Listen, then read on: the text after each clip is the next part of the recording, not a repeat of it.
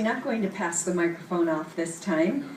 My name is Katrina Zeno, and I am daughter number 4, according to John's nomenclature, which means that I am 5th of the 6 children of my parents, Bob and Theo Crabb. And since time is limited this afternoon, I was trying to think of 1 or 2 words to describe my mother. Now, that's quite a challenge.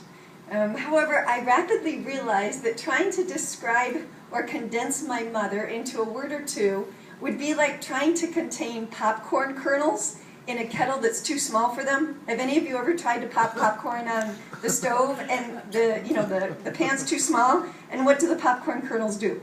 They just keep bursting out, right? Because they're so full of life and goodness.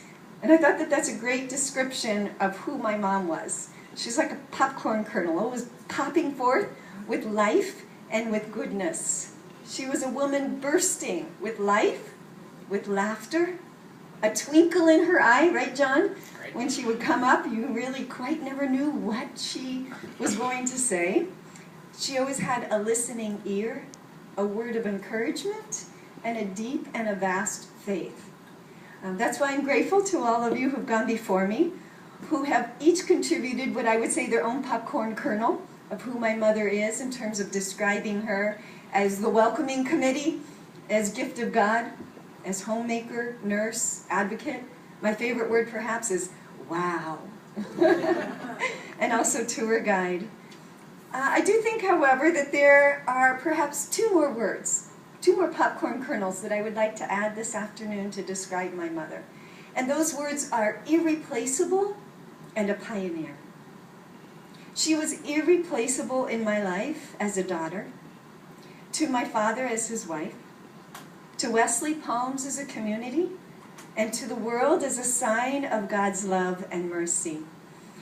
I think many of us, perhaps all of us here, experienced her irreplaceability. And I think that can be why, as I've been here the last couple weeks at Wesley Palms walking around and people will greet me, a lot of times they get choked up at trying to offer me their condolences, because we all had such a strong and irreplaceable experience of my mother.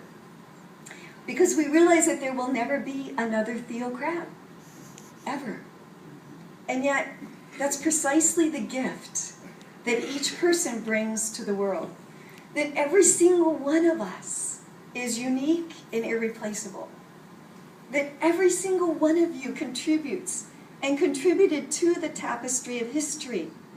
And you continue to do that, whether you're in the A, B, C, D, E, or F section, or whether you're here in the building, or whether you're over in the courtyard, that we all have this unique gift that we give to the world. John in his unrelenting and witty humor, Carl in his hidden talent in the Fix-It shop, Marge and her amazing Energizer Bunny personality that keeps going and going and going, as my dad likes to describe her, even though she's 94. Each of you, just like my mom, offers something unique and irreplaceable, that if it was removed, it would leave a noticeable gap in the tapestry of life. And that includes my mother as well. And fortunately, as Virginia said, I know that my mother lives on in me and in every single one of you, and in our memories. It would be really delightful to ask every one of you, if you closed your eyes and pictured my mom, where would you see her? How would you see her?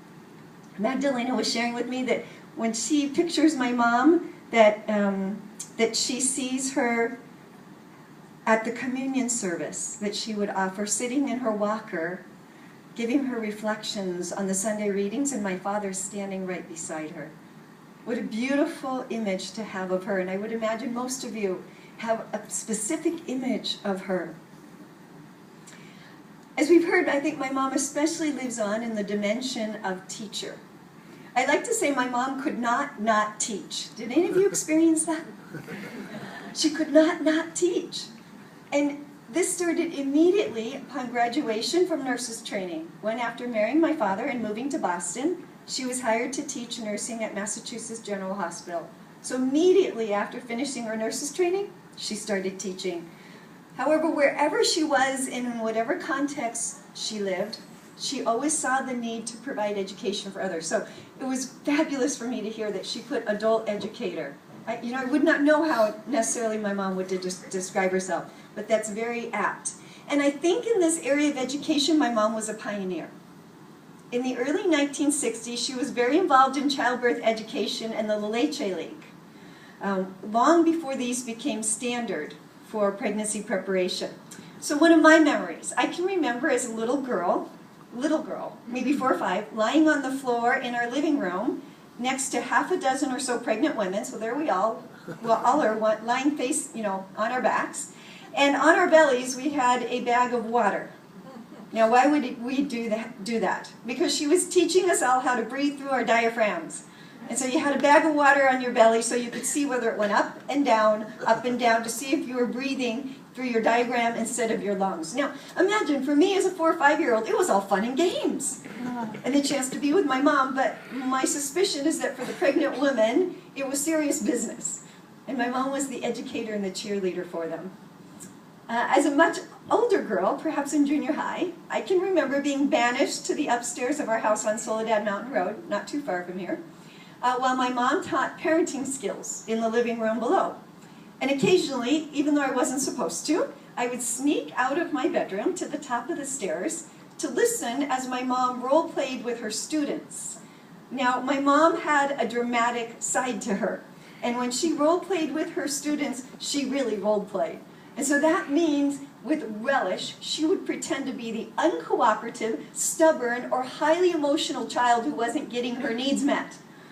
And occasionally I couldn't help it, but a laugh would escape from me, and then my hiding place would be discovered and I would have to go back to my bedroom.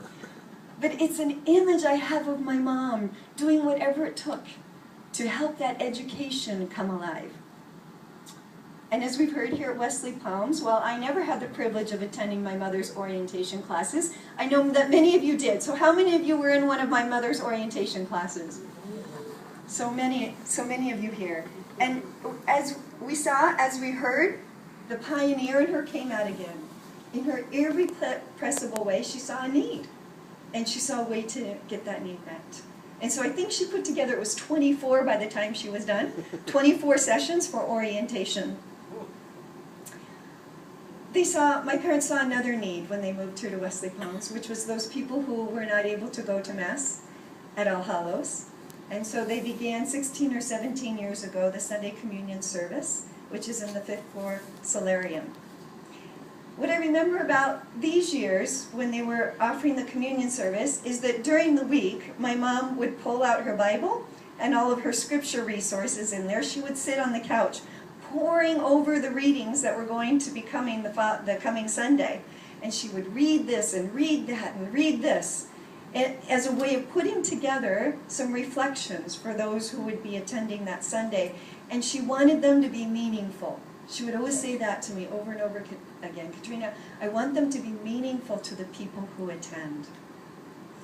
So it may come as no surprise that I've inherited her passion for teaching and education. So I have to say, as daughter number 4, I am my mother's daughter. Like my mother, I cannot not teach. It's impossible. It's just that I happen to do most of my teaching with a microphone in my hand, actually, as a public speaker, and to a much larger audience that can fit in the 5th floor solarium.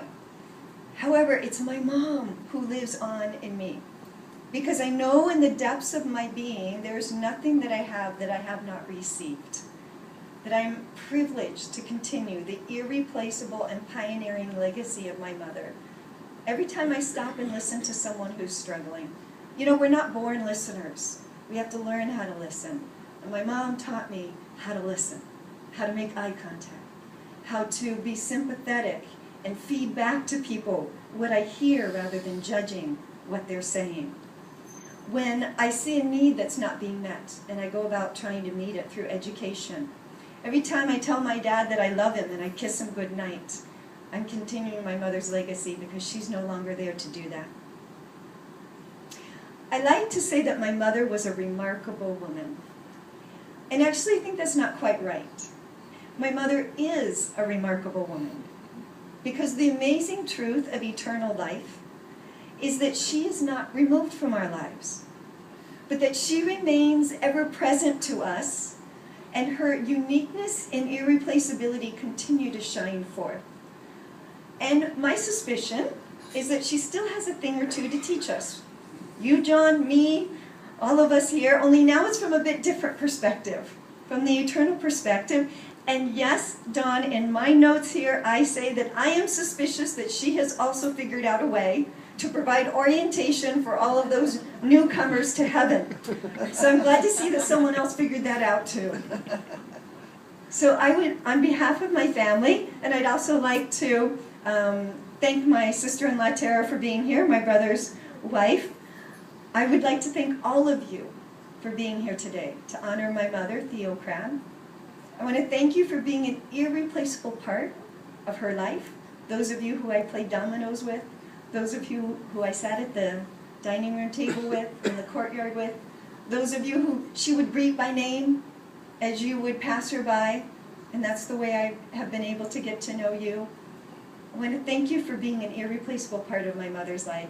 And I pray that you will be blessed for years to come, for having known her and her irrepressible and pioneering spirit that was and truly is her in a unique and unrepeatable way.